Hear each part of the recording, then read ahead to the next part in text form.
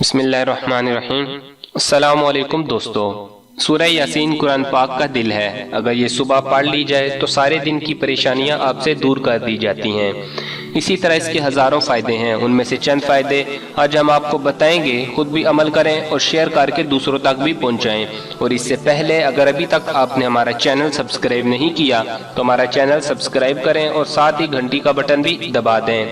وضع حمل میں دشواری کے مشاہدات۔ سورہ یاسین شریف کو اس موقع پر کئی بار آزمایا۔ چند سال قبل میری ایک عزیزہ وضع حمل کے لیے لیبر روم میں داخل ہوئی۔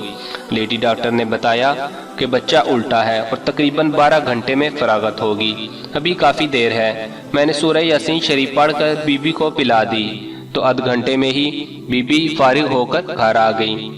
اس کے بعد لیڈی ڈاکٹر نے جب لیبر روم آنے کے لیے نرس کو فون کیا تو نرس نے بتایا کہ وہ بی بی تو فارغ ہو کر گھر بھی چلی گئی اور کوئی بھی دقت پیش نہیں آئی۔ یہ بات سن کر لیڈی ڈاکٹر نے مجھے فون کیا کہ یہ کیسے ہوا۔ میں نے اس کو سورہ یاسین شریف والی بات بتائی تو محترمہ حیران رہ گئی۔ چند ماہ بعد اسی طرح میری ایک عزیزہ کا وضع حمل ہونا تھا۔ لیڈی ڈاکٹر نے 12 گھنٹے کا پروگرام بتایا، مگر باری تعالیٰ نے سورہ یاسین شریف کی برکت سے بخیریت 1 گھنٹہ کے اندر اندر فارغ کر دیا اور لیبر روم والے سارے حضرات حیران رہ گئے۔ میں نے ان کو سورہ یاسین شریف کی برکات بتائیں تو وہ بہت حیران ہوئے۔ اصل بات دین سے دوری ہے۔ اللہ تعالیٰ ہمیں اپنے کلام کا یقین عطا فرمائے، آمین۔ مولانا محمد اسلم مرحوم نشتر کالج ملتان کے خطیب رہے ہیں۔ ایک دن ان کی زیارت کے لیے گیا تو وہاں ایک غریب آدمی بیٹھا رو رہا تھا اور مولانا مرحوم کو بتا رہا تھا کہ اس کی بیوی 2 دن سے لیبر روم میں داخل ہے۔ اس کا وضع حمل ہونا تھا، بچہ ٹیڑھا ہونے کی وجہ سے بہت دیر ہو گئی۔ اب ڈاکٹروں نے بڑا آپریشن تجویز کیا تھا، علاج پر کافی رقم خرچ کر چکا تھا اور خون کی 2 بوتلیں بھی فراہم کرنا تھیں۔ مولانا مرحوم نے تھوڑا سا پانی میرے سامنے منگوایا، سورہ یاسین شریف پڑھی اور مریضہ کو پلانے کے لیے روانہ کر دیا۔ اللہ کی شان، یہ پانی پلانے کے فوراً بعد وضع حمل ہو گیا اور آپریشن کے تمام پروگرام ختم ہو گئے۔ تقریباً 12 سال قبل بٹ گرام سے آگے گجبوڑی کے علاقے میں ایک دفعہ دعوت تبلیغ والوں کے ساتھ جانا ہوا۔ ہمارے امیر محکمہ حیوانات کے ڈائریکٹر تھے۔ گجبوڑی ایک بہت بڑا پہاڑ ہے جس کی مختلف بلندیوں پر 5 شہر آباد ہیں اور ہر ایک کو علیحدہ مسجد لگتی ہے۔ جو ہی ہم اس پہاڑ کے قریب ہوئے تو سب سے پہلے پولیس والوں سے ملاقات ہوئی۔ پولیس والے ہمیں دیکھ کر خوش ہوئے اور بتایا کہ یہاں ایک چشمہ پر جھگڑا چل رہا ہے۔ پچھلے 18 دن سے 2 قبائل میں جنگ جاری ہے، 20 آدمی مر چکے ہیں، لاکھوں روپے کا اسلحہ ضائع ہو چکا ہے۔ یہ خبر ہمارے لیے پریشان کن تھی۔ ہم نیچے والی مسجد میں داخل ہوئے، عصر کا وقت تھا، نماز پڑھی اور اس کے بعد فائرنگ شروع ہو گئی اور اوپر پہاڑ والے نیچے والوں پر گولیاں برسا رہے تھے اور نیچے والے چھپ کر اوپر فائرنگ کر رہے تھے۔ جنگ کا سماں تھا، تمام دعوت والے روزے سے تھے۔ مغرب کی اذان دی، کوئی بھی مسجد میں نہ آیا۔ ہمارے کھانے پینے کو کچھ نہ تھا، کھجور کے ایک دانے سے افطاری کی، پانی نہ مل سکا۔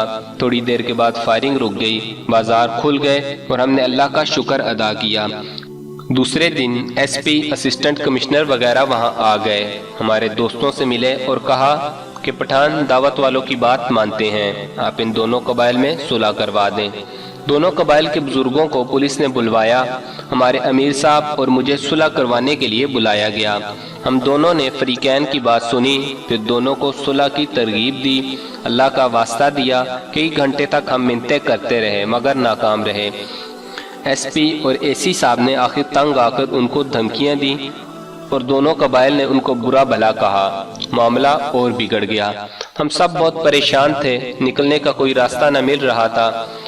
آخر مسجد میں واپس آئے تو فائرنگ دوبارہ شروع ہو چکی تھی۔ ہمارے سامنے ایک آدمی مرا پڑا تھا۔